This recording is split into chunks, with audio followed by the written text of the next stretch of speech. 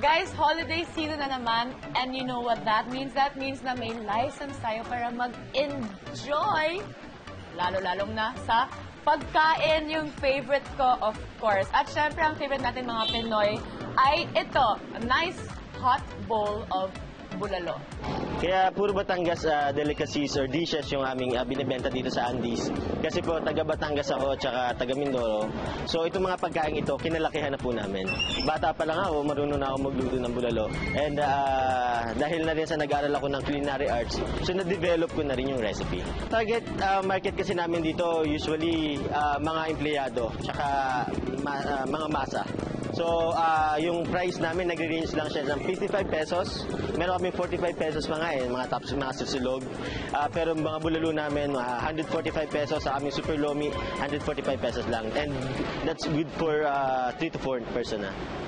At syempre, since sobrang laki yung mga portions ngayon, hindi ako mauubos ko na mag-isa. So, nandito si Hero, my hero, to save the day sa pagkain from... Thank you. So here we have bulalo, tapos yung lomi nila na special from Batangas talaga. Yes. Sabi niya, di ba kanina may liver, may charon, May giniling. may aliempo, Kikiam and I guess squid balls. squid balls, tofu, tokwat, di ba? Tokwat. Kaya pang buong pamilya ito. Sobrang generous sila sa serving ng oso before. Ayan, so tikiman time na. Let's try.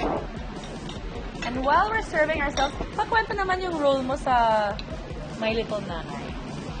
Bali ako dito si Archie. Ako yung Archie? childhood best friend ni Tinay. And at the same time, ako yung makakabuntis sa kanya. I'm the reason why Ba't naging mo Little ginawa Nanay yun? siya. Parang naano lang ako. I'm torn between my boyhood and At siya. So ngayon that it's holiday season, ano ba yung mga plans mo this coming Christmas season? Mainly, I want to go home with my family. So every Christmas, Yeah, ganun lang. Traditional. Sobrang sarap yung palabok. Favorite ko ang palabok talaga. I still don't know how to do it. Hindi ko alam yung mga ingredients kung bakit. Baka may parang kabanong talangka or something lang. Para orange yung sauce ko lang. May squid.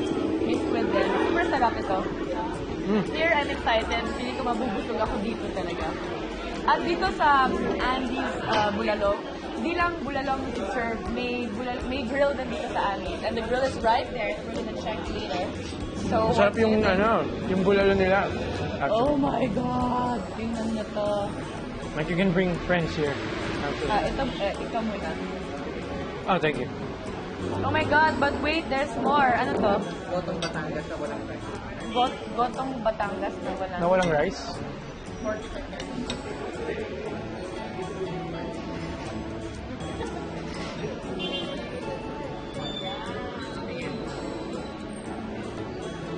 Guys, everything here is excellent. At hindi lang yun, mura pa, affordable, masarap, filling, and everything else. So kaya para sa akin, TNT talaga ito. Try nyo to! Kain na tayo!